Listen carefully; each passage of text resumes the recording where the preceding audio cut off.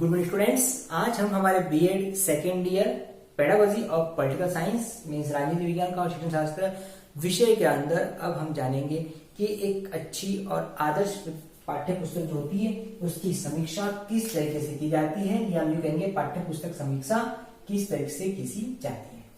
पाठ्य पुस्तक समीक्षा, ठीक है, रिव्यू करना, ठीक है, समीक्षा करना, उसका रिव्यू करना एक किताब की। एक किताब कितनी आदर्श है, ज्ञानवर्धक है, बच्चों के लिए सही है, पाठ्यक्रम या शिक्षण के उद्देश्य की पूर्ति करती हो, इस बात को जांचना और परखना जरूरी है। और एक शिक्षक होने के नाते हमको ये समझना जरूरी होगा कि हम जिस कक्षा को पढ़ाने जा रहे हैं, जो विषय बच्चों को पढ़ाने जा रहे हैं, जो पाठ्य पुस्तक बच्चों को पढ़ाने जा रहे हैं, क्या वो पाठ्य पुस्तक सही है, आदर्श है, बच्चों के एज, बच्चों की सबके मानसिकता के अनुसार सही है, इस बात को जांचना और परखना होगा। इसलिए हम कहेंगे कि आदर्श और पाठ्य पुस्तक की समीक्षा किस तरह से की जाती है, इसको हम कुछ पॉइंट में देख लेते हैं।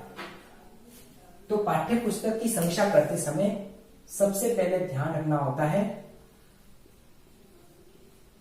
आयु स्तर। पाठ्य पुस्तक की समीक्षा आयु स्तर के हिसाब से ध्यान रखी जाती है। आयु के हिसाब से कि जैसे मान लीजिए हमने एक किताब ली, तो वो किताब क्या उस आयु के हिसाब से है, उस आयु को अकॉर्डिंग, बच्चों के लेवल के अकॉर्डिंग है, इस बात को जांचना होगा। 7 क्लास की बुक ली तो 7 क्लास की बुक के अंदर जो कंटेंट लिया गया है और जो भाषा शैली ली गई है, क्या बच्चों के अकॉर्डिंग है, बच्चों की समझ के अकॉर्डिंग है, तो हम ये कह सकते हैं कि हाँ वो किताब बच्चों के लेवल के अकॉर्डिंग है। तो हम सबसे पहले पाठ्य पुस्तक समीक्षा में उसकी आयु स्तर को जांचते और परखते हैं। सब दूसरी बात,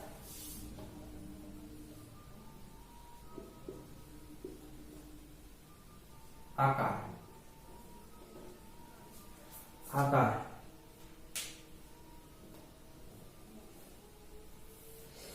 पाठ्य पुस्तक का जो आकार होता है, साइज होता है, वो बच्चों पर मानसिक तौर पर प्रभाव डालता है। इसीलिए कहते हैं एक पुस्तक का आकार हमेशा आयताकार होना चाहिए। आयताकार पुस्तक सही होती है और उसको सही मतलब अच्छा माना जाता है।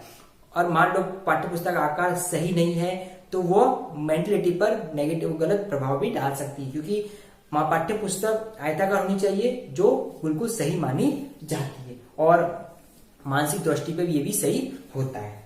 तीसरा होता है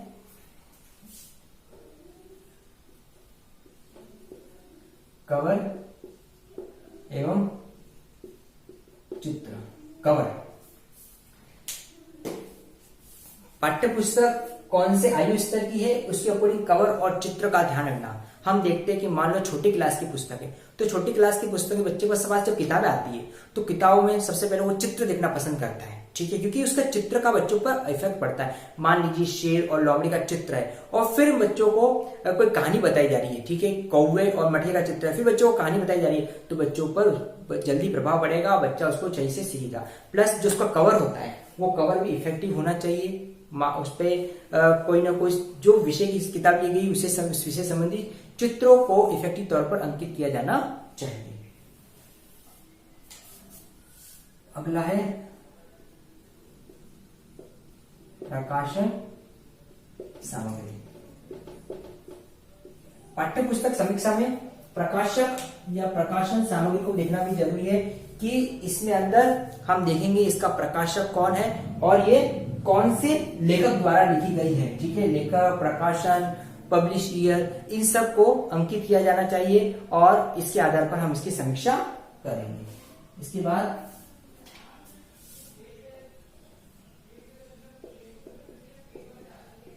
संगठन, मैनेज, ठीक है, संगठन करते हुए चलना। पाठ्य पुस्तक के अंदर जो विषय वस्तु होती है वो विषय वस्तु आपस में संगठित होनी चाहिए, ठीक है, संगठन लिए होनी चाहिए, क्योंकि संगठन लिए होगी तो बच्चों पर उसका एक अच्छा प्रभाव पड़ेगा। इसलिए इसकी समीक्षा हम संगठन के आधार पर भी करते हैं। अगला है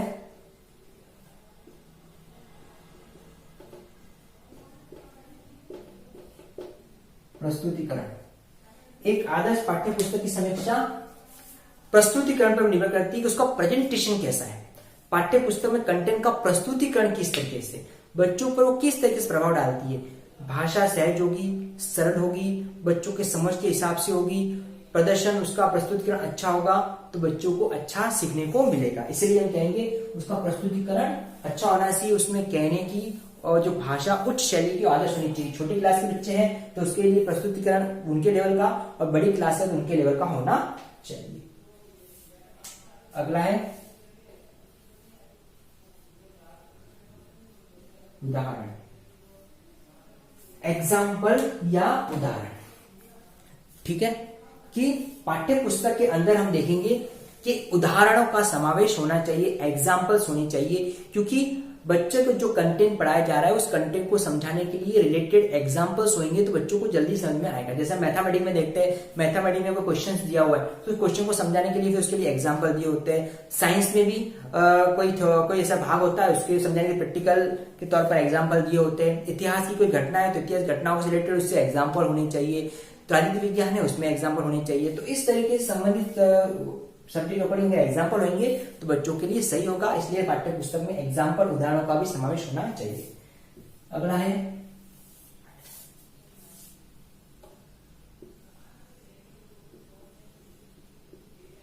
मानचित्र, चार्ट एवं आलेख। मानचित्र, चार्ट एवं आलेख। मानचित्र, चार्ट और आलेख यानी कि पाठ्य पुस्तक के अंदर मानचित्र, चार्ट, आलेख की व्यवस्था होनी चाहिए। इसके माध्यम से जैसे मान लो इतिहास है, भूगोल है, इसके संदर्भ में मानचित्र है, ठीक है, और आलेख दे रखे हुए हैं किससे रिलेटेड, कोई ज्योग्राफी वगैरह से रिलेटेड, तो बच्चों को जल्दी से कंटेंट अच्छे से समझ में आएगा। तो संबंधित विषय से संबंधित उसमें मानचित्र, चार्ट, आलेखों का समावेश होना चाहिए। और इसके आधार पर हम पाठ्य पुस्तक की समीक्षा करेंगे कि मान लो उस विषय से संबंधित है, उसमें मानचित्र, चार्ट, आलेख दे रखे हैं तो हम कहेंगे हाँ उस विषय को समझाने के लिए उसमें इसकी व्यवस्था है। अगला है अभ्यास प्रश्न। अभ्यास प्रश्न, एक्सरसाइज क्वेश्चन, अभ्यास प्रश्न। आदर्श पाठ्य पुस्तक में हर विषय वस्तु या टॉपिक दिए हुए होते हैं, उस टॉपिक से रिगार्डिंग उससे रिलेटेड अभ्यास प्रश्न होने चाहिए। इन अभ्यास प्रश्नों के माध्यम से बच्चा अपना स्वयं मूल्यांकन कर सकता है और अपने आप को जांच परख सकता है। हम देखते हैं मैथमेटिक्स में बच्चों को हर क्वेश्चन के बाद क्वेश्चंस दिए होते हैं सॉल्व करने के लिए, तो इसका मतलब उसको परखता है। और हर जैसे मान लो राजस्थान पाठ्य पुस्तक मंडल या केंद्रीय पुस्तक जो होती है सीबीएसई की बुक्स होती है उसमें भी हर टॉपिक के पीछे अभ्यास प्रश्न दिए हुए होते हैं, रिलेटेड एक्सरसाइज क्वेश्चन दिए होते हैं, ताकि बच्चा उसके माध्यम से स्व मूल्यांकन कर सके और पढ़े हुए कंटेंट को उसको परख सके। उसके बाद आ जाता है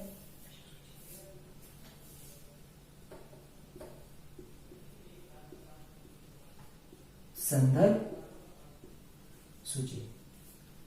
रेफरेंस जो होता है संदर्भ रेफरेंस संदर्भ सूची होती है उसकी जो पाठ्य पुस्तक निर्मित की गई है उसके अंत में संदर्भ सूची दिया जाना जरूरी है। इस संदर्भ सूची के माध्यम से ही पता चलता है कि विषय वस्तु जो कंटेंट लिए गए हैं ये कहाँ से लिए गए।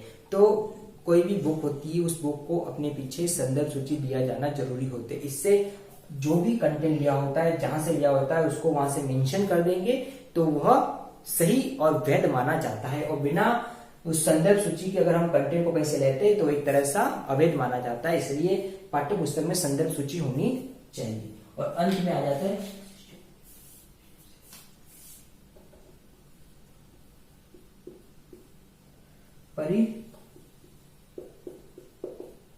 परिशिष्ट एवं विषय सूची।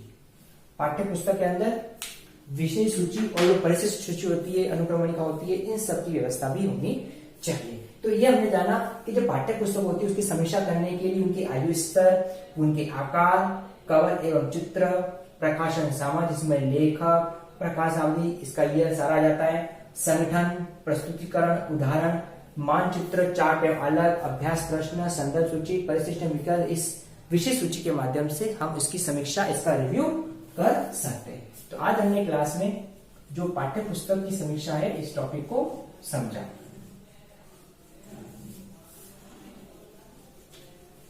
अब इससे रिगार्डिंग आज का आपका असाइनमेंट है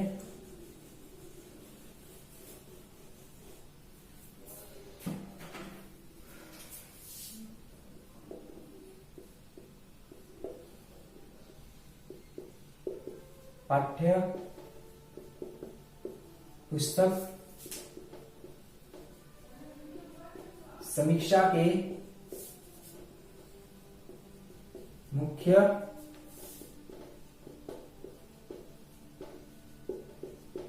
बिंदुओं को स्पष्ट कीजिए। पाठ्य पुस्तक समीक्षा के मुख्य बिंदु कौन कौन से जो आज हमने जाना, इसी के रिगार्डिंग आपको अपना असाइनमेंट करना है। स्टूडेंट्स, इस कोविड समय में सिचुएशन समझते हुए हमको घर रहना है, सुरक्षित रहना है, सरकारी नियमों कड़ी से पालन करना है और अपने हाथों को साबुन सैनिटाइज बार बार करते रहना है और मुंह पर मास्क का प्रयोग आवश्यक रूप से करना है। इसी के साथ हम अपने आप को स्वस्थ और अपने परिवार को स्वस्थ रख पाएंगे। Thank you.